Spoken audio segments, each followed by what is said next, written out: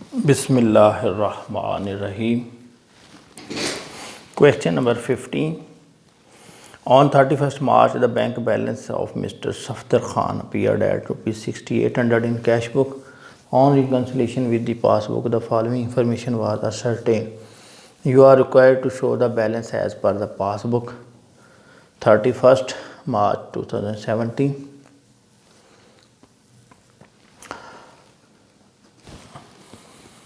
Start करते हैं। सबसे पहले लिखें बैंक रिकॉन्सिलिएशन।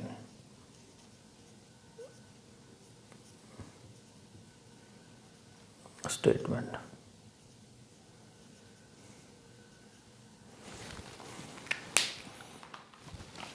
और नीचे लिखें as on 31st March 2017 rupees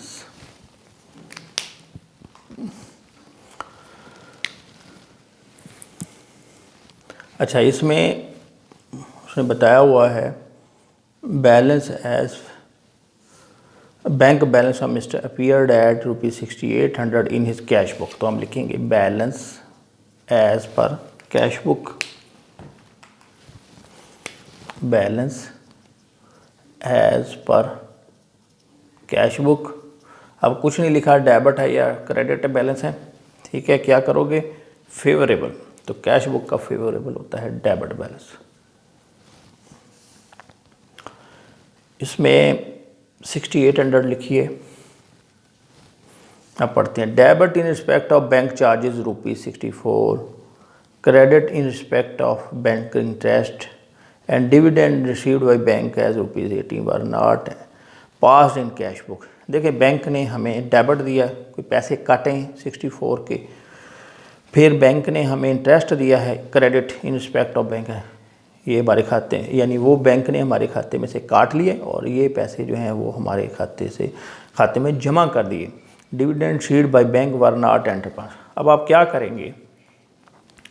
उसने हमें रिवाइज कैश बुक तो नहीं कहा, कैश बुक इसका मतलब क्लोज़ हो चुकी है। तो अब हम ये सारी चीज़ें जो हैं वो रिकन्सिलेशन में ही ले जाते हैं। क्या किया है कि बैंक ने जो पैसे काटे हैं उधर, यानी उन्होंने बैंक ने क्या किया, हमारे खाते को डेबिट किया, तो हम अपने खाते को क्रेडिट कर लेंगे। क्रेडिट मीन्स काट लेंगे। तो इधर से क्या करेंगे? पैसे माइनस कर दो, काट दो, यानी उधर पैसे कट चुके हैं हमारे खाते में से, तो हम अपने बैलेंस में से भी उतने माइनस कर देंगे। डेबिट, बल्कि इसको आप लिख दें बैंक चार्जेस लिख दें, डेबिट की बजाय बैंक चार्जेस।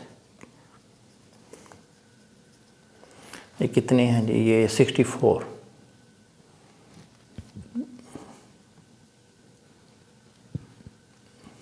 ये आ गया 6736। इसके बाद बैंक ने हमारे खाते में 280 जमा किए और डिविडेंड जो है वो 1800 ये जमा किया है। तो हम इधर लिख देंगे add bank interest plus dividend, ये दोनों चीज़ें। तो ये कितने बनते हैं?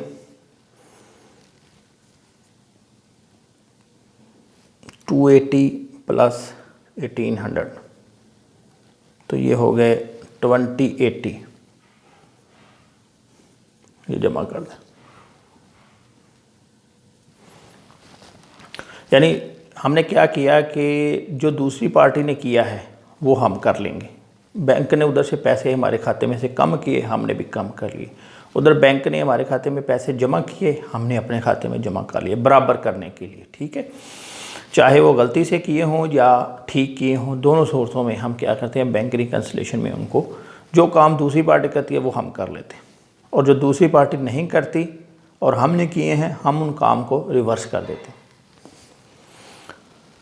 इसके बाद bill receivable for ₹1400 were realised by the bank but no entry was passed in cash book.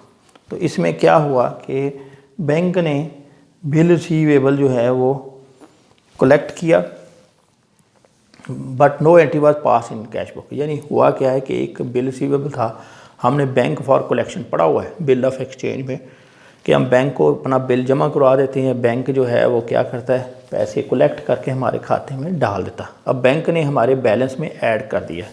अब हमें तो इसकी इंटीमेशन नहीं थी, तो अब हम क्या करेंगे कि जो बैंक ने काम किया वो हम कर देंगे। बैंक ने हमारे खाते में 1400 जमा किया तो हम भी इधर अपने बैलेंस में 1400 जमा कर देंगे। इधर लिख देंगे bill receivable realised by bank, realised by bank, और ये है आपका 1400 का, इसको जमा कर दें।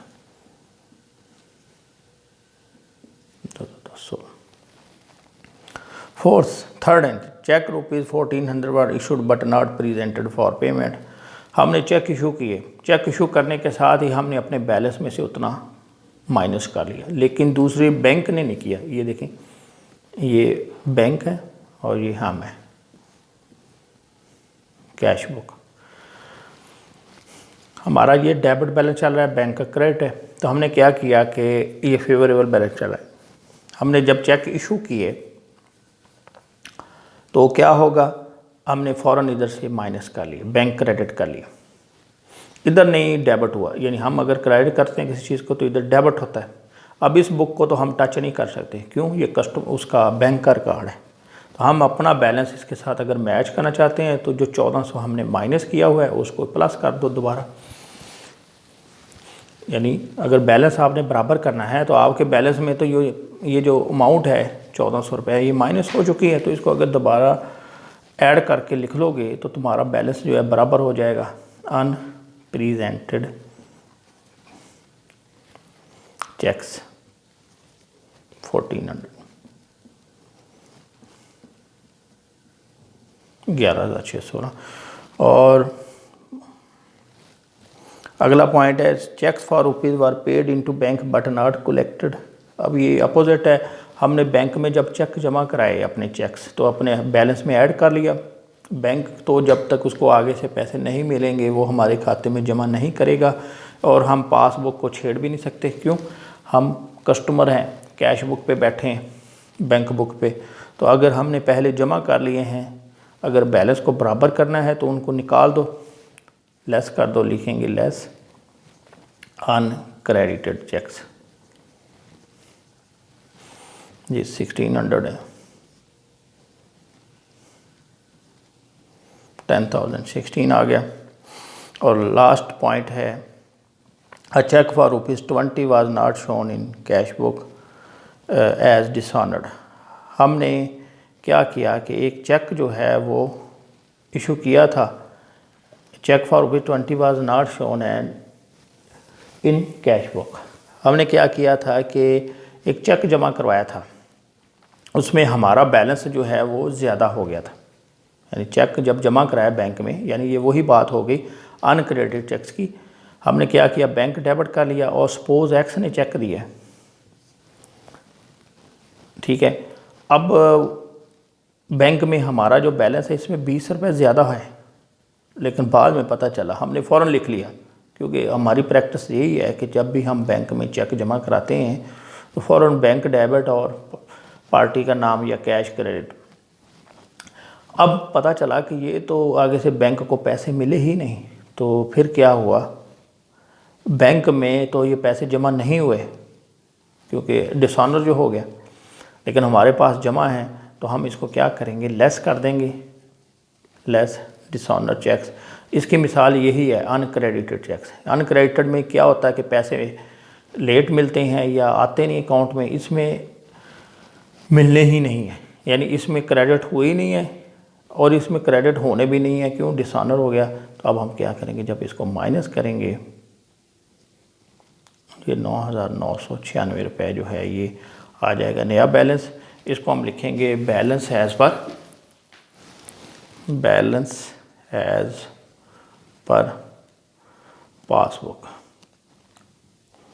और हमारा बैलेंस डेबिट है और दरमियान में कहीं चेंज नहीं आई तो इसको हम लिखेंगे क्रेडिट।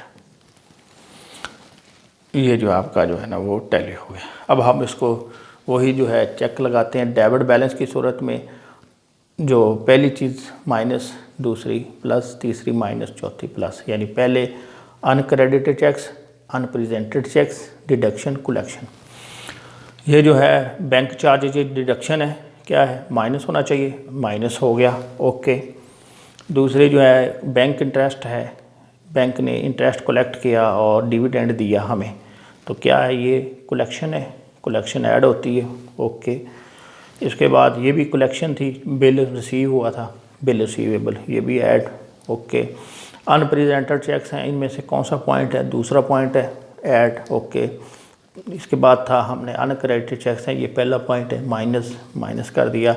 डिसऑनर हो गया चेक्स, ये भी अनकलेक्टेड ही है। अगर इसको समझें थे कि हमने चेक, इसमें क्या होता है कि हमने चेक भेजा तो अभी तक पैसे मिले नहीं, इसमें पैसों से इनकार हो गया, डिसऑनर, तो ये भी अनक्रेडिट है, तो ये भी पहला पॉइंट था, ये भी माइनस हो गया। उम्मीद है ये भी आपको समझ आ गया होगा। अपना कंसेप्ट क्लियर करें, कंसेप्ट से इसको सॉल्व करें, कोई इसमें मुश्किल नहीं है, बस वही जो स्टेप्स आपको 4 बताए हुए हैं उसी के मुताबिक एक्ट करें। Thank you very much.